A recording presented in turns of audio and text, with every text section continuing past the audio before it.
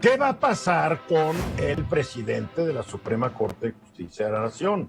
Se aprobó una reforma del Poder Judicial en donde un palero de Morena que pertenece al PRI, que además es nieto y hijo de distinguidos priistas, a última hora sugirió que se aprobara un artículo transitorio en donde al actual presidente de la Suprema Corte de la Justicia de la Nación se le amplía su periodo durante 2 años más. El periodo del señor Saldívar debería terminar el 22 y se lo quieren ampliar al 24. Él ha sometido a sus colegas en la Suprema Corte de Justicia de la Nación pues una solicitud de que ellos decidan que qué se debe hacer, etcétera, etcétera, etcétera. Pero yo no estoy viendo nada claro en esto. No sé si tú, Bernardino, veas Pues algo con más claridad. no se ve nada claro aún todavía, Eduardo, porque lo que procede ahora, lo que está procediendo en principio es que ya los senadores de la oposición dicen que ya metieron una acción de inconstitucionalidad. Significa que no están de acuerdo con este artículo 13º del transitorio de la Ley Orgánica del Poder Judicial de la Federación.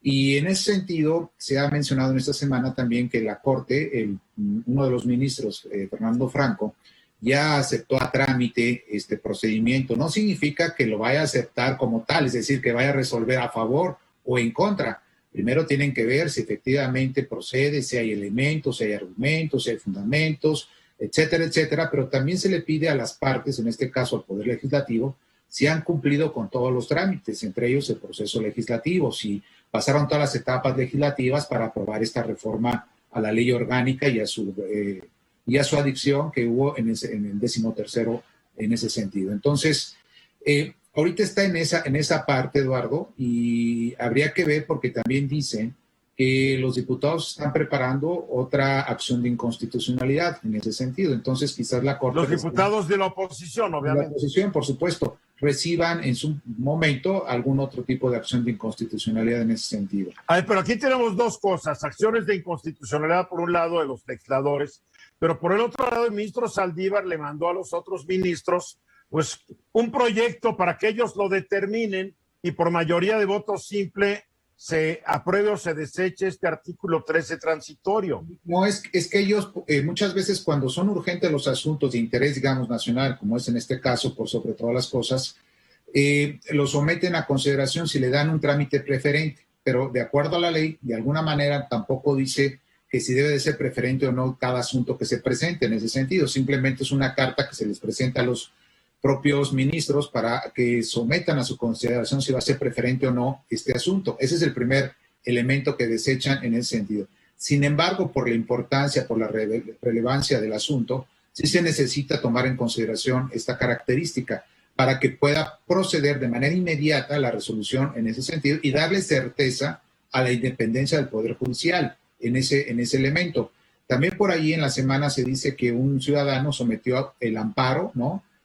Un amparo en ese sentido, y también se dice que se admitió ese amparo. Aún todavía no se resuelve si se le va a conceder ese amparo o no en ese efecto. No sabemos en qué efectos está, etcétera.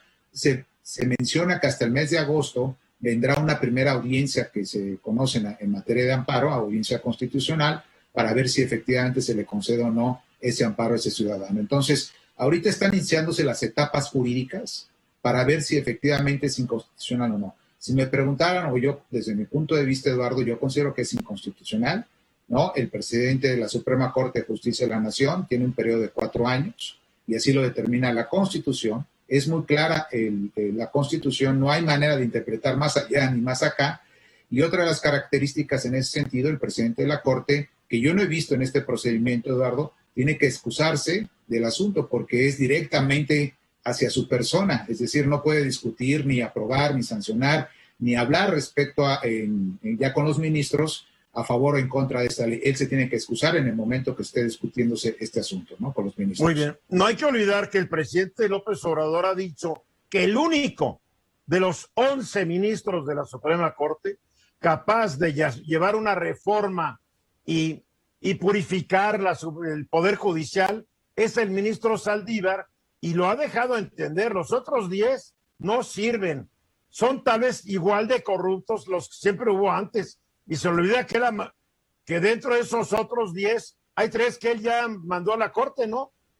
Sí, Eduardo, fíjate que ese es un tema muy interesante porque está muy bien que el expresidente de la República dé su opinión, pero hubo una reforma a la ley orgánica del Poder Judicial de la Federación y esa reforma, quien esté como presidente de la Suprema Corte de Justicia tiene que ejecutarla tal como está y ese es un procedimiento legal que tiene que cumplirlo. Si no lo cumple el presidente en turno en su momento de la Corte, pues que puede caer en responsabilidades y ahí le pueden fincar responsabilidades. La ley dice que tiene que dar un procedimiento, profesionalización de los jueces, pues se tiene que aplicar a cabalidad, no hay de otra manera, más siendo juez. Sea quien sea el presidente de la Corte.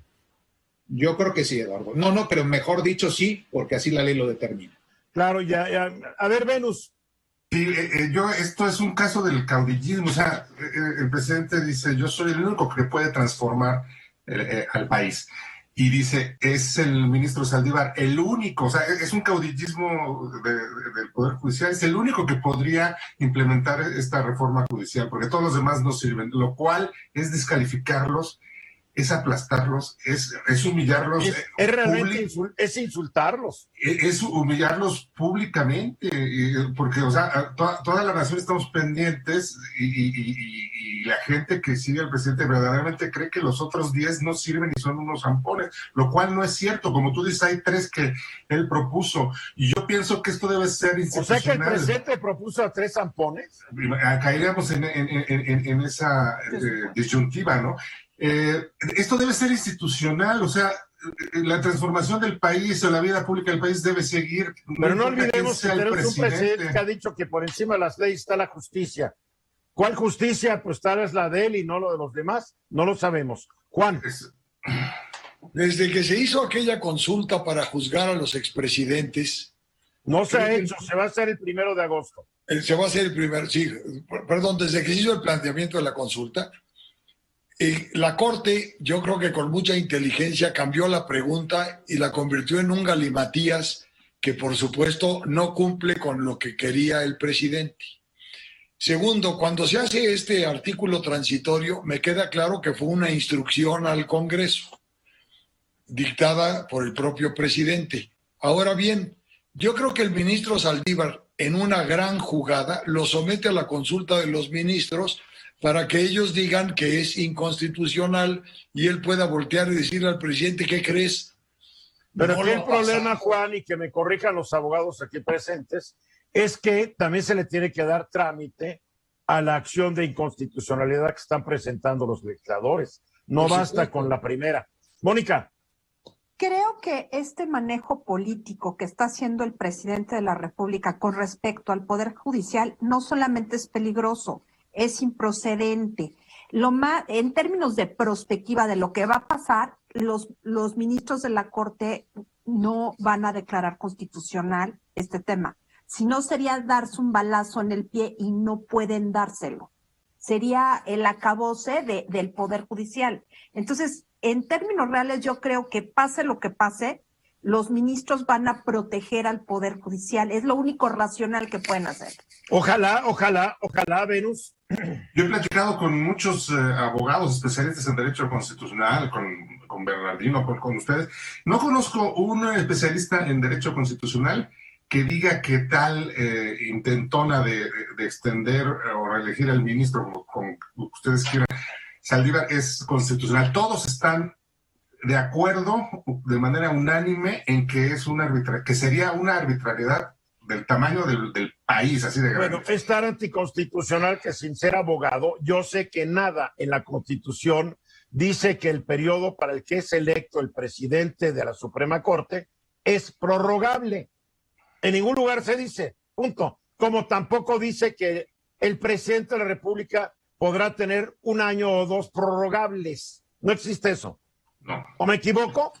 No tiene nada de eso, Eduardo. Y la verdad es que dentro de la política pues es válido las opinioes, las expresiones y las jugadas como el presidente también son válidas. Son válidas, pero hay que estar de acuerdo, por supuesto. Tiene Eduardo. que prevalecer la ley.